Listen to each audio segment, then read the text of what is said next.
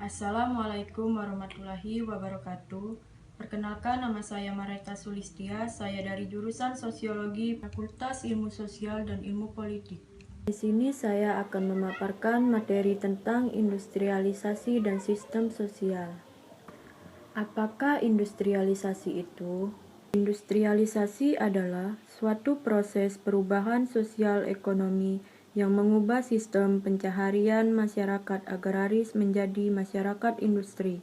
Industrialisasi juga bisa diartikan sebagai suatu proses interaksi antara pengembangan teknologi, inovasi, hingga spesialisasi pada saat melakukan produksi dan perdagangan antar negara satu dengan lainnya. Adapun permasalahan yang dihadapi masyarakat industrial, yang pertama, sosial, gender, dan konsumsi. Menurut Victoria de Grazia, The Sex of Things mengungkapkan bahwa konsumsi difilterisasi oleh rumah tangga. Menurutnya, pengalaman-pengalaman dalam rumah tangga membawa dampak yang kompleks ketika kelas dan gender mendorong terjadinya konsumsi. De Grazia melihat pula posisi status yang digabungkan dengan kelas dan gender merupakan konfigurasi ulang di bawah rezim baru budaya konsumsi. Sejak reformasi industri, para wanita dalam perannya di keluarga menjadi lebih condong pada aktivitas konsumsi. Ia menambahkan bahwa konsumsi secara fundamental digenderkan pada wanita. Yang kedua, psikologi.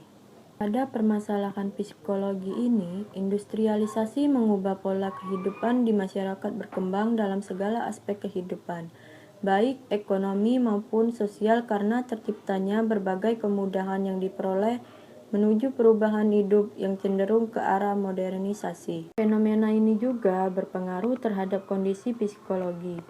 Semakin banyak perusahaan perindustrian yang didirikan, semakin banyak tenaga kerja yang dibutuhkan, dan semakin besar intensitas waktu. 3. Demografi. Akibatnya, kebersamaan dalam keluarga pun menjadi terbatas.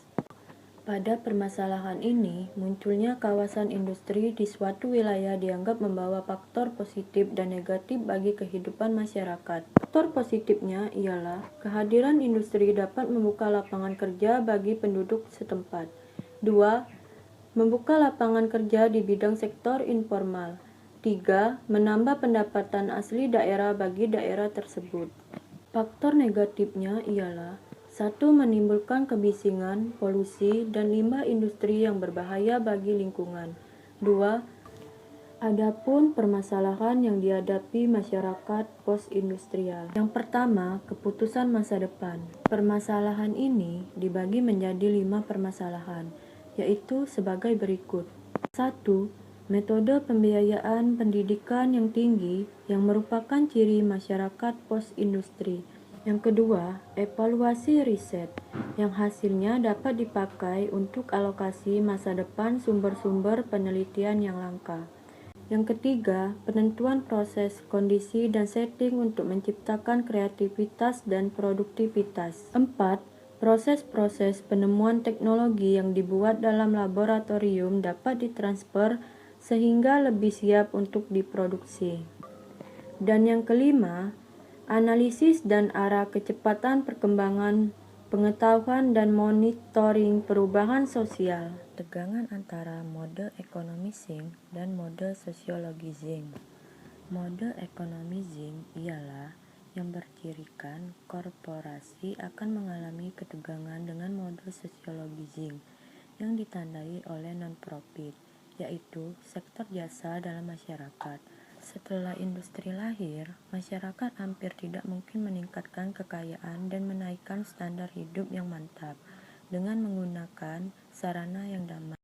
Mode sociologizing Bell memberikan kebutuhan masyarakat dengan cara yang lebih mendasar dan melakukan hal itu atas dasar beberapa konsepsi kepentingan umum yang eksplisit.